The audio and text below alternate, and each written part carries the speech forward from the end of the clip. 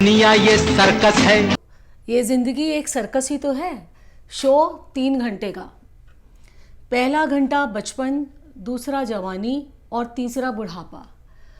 और उसके बाद बिना चिड़िया का बसेरा, न तेरा न मेरा। नमस्कार दोस्तों, सत श्री अकाल, सलाम। मैं आपकी दोस्त, आपकी होस्ट सुनीता शर्मा एक बार फिर हाजिर हूँ आपका पसंदीदा कार्यक्रम सदाबहार नगमे लेकर आपके सामने। दोस्तों, जैसा कि आपको ध्यान होगा, लास्ट एपिसोड में हमने राज कपूर की ज़िंदगी के बारे में चर्चा की थी और हमने इसको 2 पार्ट्स में डिवाइड किया था, तो हम उसके आगे का हिस्सा आज कंटिन्यू करेंगे। जैसा कि मैंने आपको बताया, 1964 में राज कपूर ने संगम बनाई, जो ब्लॉकबस्टर फिल्म थी। बहुत कमाई की राज कपूर ने इस फिल्म से। इस फिल्म के बाद राज कपूर ने अपने ड्रीम प्रोजेक्ट के ऊपर काम शुरू किया। उनका ड्रीम प्रोजेक्ट था फिल्म मेरा नाम जोकर। कहानी लिखी थी ख्वाजा अहमद अब्बास ने, म्यूज़िक दिया था शंकर जयकिशन ने। ये कहानी बेसिकली एक जोकर के इर्द गिर्द घूमती है, जो अपने दुखों को छुपाकर लोगों में खुशियाँ बांटता है, अपने गम छुपा के लोगों के चेहरे पे मुस्कुराहट लेकर आता है। संगम के बाद राज कपूर को इस फिल्म को बनाने में 6 साल लगे और राज कपूर ने अपना बहुत कुछ इस फिल्म में दांव पर लगा दिया। लेकिन दोस्तों, एक कहावत है, कश्ती अक्सर वहाँ डूबती है जहाँ पानी कम होता है। फिल्म फ्लॉप हो गई। इस फिल्म के फ्लॉप होने के कुछ रीजंस थे। पहला रीज़न तो ये था कि ये फिल्म बहुत लंबी थी, 5 घंटे की फिल्म थी और 2 इंटरवल्स थे। ऑडियंस में पेशेंस ही नहीं था इतनी देर तक बैठने का। सेकेंडली, ये फिल्म बनी थी 1970 में। उस समय हमारे कंट्री में, इंडिया में ज़्यादातर सोशल फिल्में बना करती थी, ऐसी फिल्में जो लोग अपनी फैमिली के साथ बैठ के देखा करते थे। लेकिन ये फिल्म अपने वक्त से कुछ आगे थी। इस फिल्म में बहुत सारे रशियन सर्कस आर्टिस्ट ने भी काम किया था, उनके छोटे छोटे कपड़े। और इस फिल्म की 2 लीड हीरोइंस सिमी ग्रेवाल और पद्मिनी के बहुत ज़्यादा बोल्ड सीन्स की वजह से ये फिल्म एक फैमिली फिल्म नहीं रह गई। लोगों ने बाहर निकल के कहना शुरू कर दिया कि इस फिल्म को आप फैमिली के साथ नहीं देख सकते। इतनी बोल्डनेस हमारे इंडियन ऑडियंस को डाइजेस्ट ही नहीं हुई।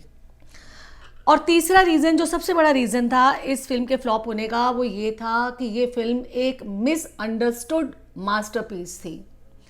यानी लोगों को समझ ही नहीं आई, लोगों के ऊपर से निकल गई ये फिल्म। बाद में जब लोगों को ये फिल्म समझ में आने लगी तो इसको कल्ट क्लासिक कहा गया और इस फिल्म ने पूरी दुनिया में एप्रिसिएशन बटोरा। लेकिन जब फिल्म फ्लॉप हुई, उस समय राज कपूर ज़बरदस्त प्रॉब्लम में आ गए, ज़बरदस्त फाइनेंशियल क्राइसिस में, क्योंकि उन्होंने अपना सब कुछ दांव पर लगा दिया था। ये फिल्म एक ओवर बजट फिल्म थी और उस ज़माने में राज कपूर ने इस फिल्म के ऊपर 1 करोड़ रुपया खर्च किया था। लेकिन मुसीबतों का सामना हुआ था इंडिया के बिगेस्ट शोमैन राज कपूर से, जिसका कहना, ख्वाब टूटे हैं मगर हौसले जिंदा हैं, ख्वाब टूटे हैं मगर हौसले जिंदा हैं, अभी हम वो हैं जहां मुश्किलें शर्मिंदा हैं।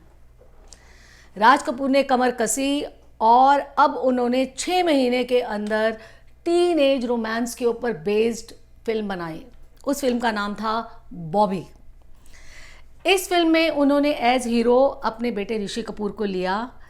ये मत सोचिएगा कि ऋषि कपूर को लॉन्च किया गया था इस फिल्म में, ऐसा बिल्कुल नहीं था। ऋषि कपूर को लेना राज कपूर की मजबूरी थी। वो लेना राजेश खन्ना को चाहते थे, लेकिन उनके पास इतने पैसे ही नहीं थे राजेश खन्ना को देने के लिए, इसलिए ऋषि कपूर को एज हीरो लिया गया। डिम्पल कपाड़िया की डेब्यू फिल्म थी, उसे कुछ देना नहीं था। और 2 मेन कैरेक्टर जो इस फिल्म के थे, प्रेमनाथ उनके साले थे और प्राण ने इस फिल्म में काम करने का कुछ भी नहीं लिया। इस तरह से राज कपूर ने बॉबी बनाई और बनी तो ऐसी बनी कि सफलता के सारे रिकॉर्ड्स तोड़ दिए इस फिल्म ने। इस फिल्म ने इंडिया से ज़्यादा फॉरेन में कलेक्शन की। सिंगापुर, चाइना, रशिया, मलेशिया वगैरह में ये फिल्म सुपरहिट हुई। और इस फिल्म के बाद इंडियन फिल्म इंडस्ट्री में टीन एज रोमांस के ऊपर बेस्ड बहुत सारी फिल्में बनी। फिल्म तो बहुत अच्छी थी ही, म्यूज़िक इसका सुपर हिट था और सबसे ज़्यादा हिट था इस फिल्म का गाना, झूठ बोले कौवा काटे काले कौवे से, झूठ बोले कौवा काटे काले कौवे से डरियो। 1978 में राज कपूर की अनदर कल्ट क्लासिक फिल्म आई सत्यम शिवम सुंदरम। लीड रोल में थे शशि कपूर और जीनत अमान। फिल्म की स्टोरी लिखी थी जैनेंद्र जैन ने, म्यूजिक लक्ष्मीकांत प्यारेलाल का था। वैसे तो ये एक हीरोइन ओरिएंटेड फिल्म थी। इस फिल्म में हीरोइन के रोल के लिए बहुत सी हीरोइंस को राज कपूर ने ऑडिशन लिया था, बहुत सी हीरोइंस का, लेकिन फाइनली ये रोल मिला जीनत अमान को, क्योंकि इस रोल के लिए जिस बोल्डनेस की ज़रूरत थी वो जीनत अमान में थी। जीनत अमान को जैसे ही पता लगा कि राज कपूर एक फिल्म बना रहे हैं जिसकी हीरोइन एक सीधी सादी गांव की लड़की है, तो वो सीधा देहाती लड़की के कॉस्ट्यूम में राज कपूर के ऑफिस पहुंच गई और राज कपूर ने उनको देखते ही यस कर दिया। ये एक सोशल रोमांटिक मूवी थी और आपको जान के हैरानगी होगी कि इस फिल्म के पीछे लता मंगेशकर एक मोटिवेशन थी। हाँ जी, लता मंगेशकर से राज कपूर को मोटिवेशन मिला था इस फिल्म को बनाने का, क्योंकि इस फिल्म की कहानी एक ऐसे लड़के की कहानी थी जो एक साधारण से चेहरे वाली लेकिन गोल्डन वॉइस वाली लड़की से प्यार करता है। जीनत अमान का रोल बहुत ही डिमांडिंग और बहुत ही बॉडी एक्सपोजर वाला था। फिल्म को कोर्ट में चैलेंज किया गया। कुछ टाइम के लिए फिल्म के प्रदर्शन पर रोक लगी और उसके बाद ये फिल्म ए सर्टिफिकेट के साथ दोबारा रिलीज़ की गई। इस फिल्म का मेन सेंट्रल आइडिया यही था, जो सार था इस फिल्म का वो ये था कि असली सुंदरता मन की है, आत्मा की है, शारीरिक सुंदरता उसके आगे कुछ मायने नहीं रखती। आइए सुनते हैं इस फिल्म का एक बहुत ही क्लासिकल सॉन्ग, ईश्वर सत्य है, सत्य ही शिव है और शिव ही सुंदर है। सत्य है। सत्यम शिवम सुंदरम के बाद राज कपूर ने अपने होम प्रोडक्शन के बाहर भी कुछ फिल्मों में काम किया एज कैरेक्टर आर्टिस्ट। अब राज कपूर ने बनाई 2 फिल्में। ये दोनों फिल्म्स थी प्रेम रोग और राम तेरी गंगा मैली। एक फिल्म बनी 1982 में और दूसरी 1985 में, लेकिन इन दोनों फिल्मों में राज कपूर ने थीम ली सोशल। अब उन्होंने रोमांस से हटकर सोशल थीम पर ये दोनों फिल्म्स बनाई। इन दोनों फिल्मों में उन्होंने हिंदुस्तानी समाज में औरत की स्थिति के बारे में बताया। पहले बात करेंगे हम 1982 की फिल्म प्रेम रोग की। कहानी लिखी थी जैनेंद्र जैन और कामना चंद्रा ने, और कहानी एक अनाथ लड़के की कहानी थी जो अपने मामा मामी के पास रहता है। उन्होंने उसको पाल पोस के बड़ा किया है। लड़का बहुत गरीब है लेकिन बहुत ही इंटेलिजेंट और बहुत ही खुले विचारों का। अपने ही गांव के ठाकुर परिवार की एक लड़की से मन ही मन प्यार करता है, लेकिन उसकी अमीरी और अपनी गरीबी की वजह से कभी अपने प्यार का इजहार नहीं करता।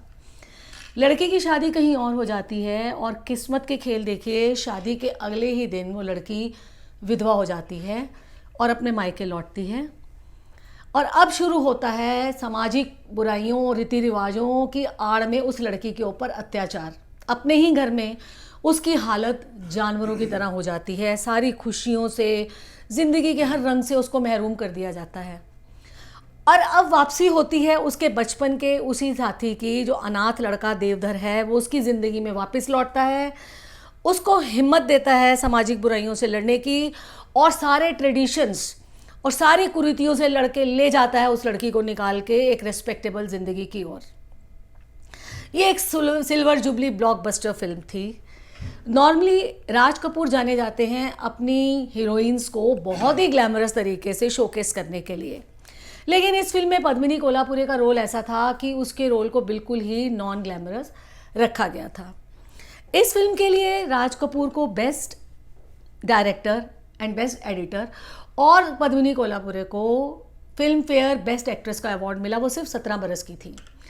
अब मैं आपके सामने पेश करूंगी इस फिल्म का वो खूबसूरत गीत, एक लड़की जिसकी शादी हो रही है और वो अपने बचपन के दोस्तों और अपने घर वालों को चिढ़ाते हुए एक गाना गाती है। ये गलियां ये चौबारा, यहाँ आना ना दोबारा, अब हम तो भये परदेसी कि तेरा यहाँ कोई नहीं। गलियां ये चौबारा, यहाँ आना ना दोबारा। 1985 में आई राज कपूर की diamond jubilee hit film Ram तेरी गंगा मैली। ये भी एक फीमेल ओरिएंटेड फिल्म थी और ये एक रोमांटिक सोशल ड्रामा था। इस फिल्म में राज कपूर ने इंडियन सोसाइटी में पॉलिटिशियंस और टॉप बिजनेस घरानों के कनेक्शन और करप्शन को एक्सपोज किया था कि किस तरह से बड़ी बड़ी इंडस्ट्रियलिस्ट फैमिलीज और पॉलिटिशियंस पूरे सिस्टम को अपनी जेब में लिए घूमते हैं और कैसे लोगों को एक्सप्लॉइट किया जाता है। इस फिल्म में राज कपूर शशि कपूर की बेटी अपनी भतीजी संजना कपूर को लॉन्च करना चाहते थे, लेकिन संजना कपूर के रिफ्यूज़ करने के बाद मंदाकिनी को फाइनल किया गया। हीरो थे राजीव कपूर, कहानी लिखी थी जैनेंद्र जैन और कामना चंद्रा ने और म्यूज़िक था रविंद्र जैन का।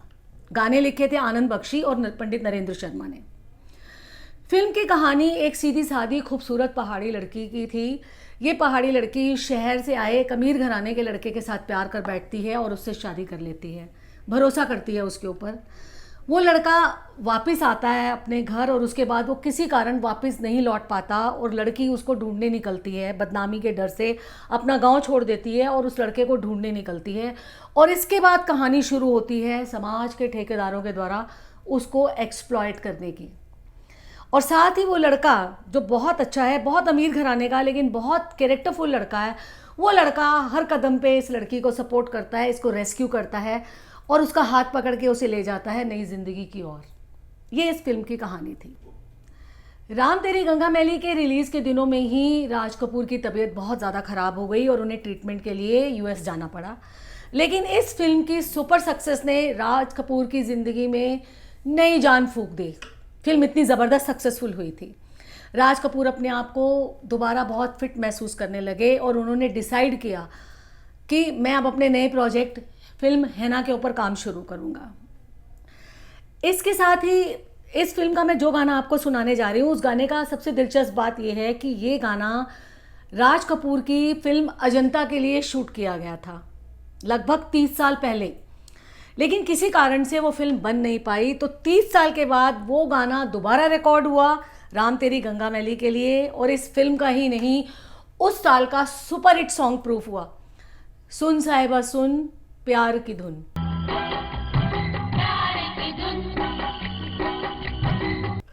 दोस्तों, अब मैं बात करूंगी राज कपूर को मिलने वाले अवार्ड्स के बारे में। वैसे तो उनको इतने अवार्ड्स मिले कि सबके बारे में बताना पॉसिबल ही नहीं है।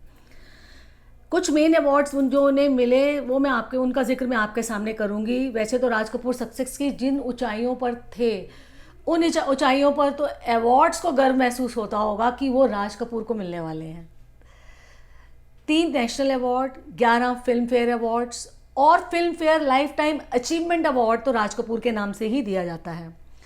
1971 में उन्हें मिला पद्म भूषण और 1987 में अनाउंस हुआ दादा साहब फाल्के अवार्ड।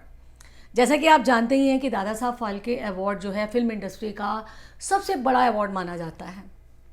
राज कपूर बहुत खुश थे, अपनी फैमिली के साथ वो दिल्ली आए। ये अवार्ड दिल्ली में ही दिया जाता है और प्रेसिडेंट देते हैं इस अवार्ड को। दिल्ली में सी फोर्ट ऑडिटोरियम में एक बहुत बड़ा फंक्शन आयोजित किया गया। उस फंक्शन में राष्ट्रपति ने ये अवार्ड राज कपूर को हैंडओवर करना था। जिस समय ये फंक्शन चल रहा था, राष्ट्रपति जी का भाषण चल रहा था स्टेज के ऊपर, उसी दौरान राज कपूर की तबीयत बहुत ज़्यादा ख़राब हो गई। उन्हें एस्थमा का ज़बरदस्त अटैक पड़ा। प्रोटोकॉल तोड़ के राष्ट्रपति स्टेज से नीचे उतरे और अपने हाथ से उन्होंने राज कपूर को ये अवार्ड देना शुरू किया। लेकिन राज कपूर अवार्ड पूरा ले भी नहीं पाए थे, उनकी हालत ख़राब हो गई। इमीडिएटली उनको दिल्ली के एम्स हॉस्पिटल में शिफ्ट किया गया। वहाँ पहुँचते पहुँचते वो कोमा में चले गए, जहाँ 1 महीने के ट्रीटमेंट के बाद राज कपूर ने अंतिम सांस ली। राज कपूर कहा करते थे, जीना यहाँ मरना यहाँ, इसके सिवा जाना कहाँ। बिल्कुल सही बात है दोस्तों। राज कपूर जैसे लोग कभी मरते हैं? वो तो आज भी जिंदा हैं अपनी खूबसूरत फिल्मों और अपने अमर नगमों के रूप में। अब मेरा आज का प्रोग्राम समाप्ति की ओर है दोस्तों। आपसे दोबारा रिक्वेस्ट करूंगी, लाइक करें, कमेंट करें, सब्सक्राइब करें। आपके कमेंट्स हमारे लिए बहुत मायने रखते हैं। और अब मैं आपको छोड़े जा रही हूँ राज कपूर के एक ऐसे गाने के साथ जो ज़िंदगी की फ़िलॉसफ़ी है। एक दिन बिक जाएगा माटी के मोल, जग में रह जाएंगे प्यारे तेरे बोल। नमस्कार। एक दिन बिक जाएगा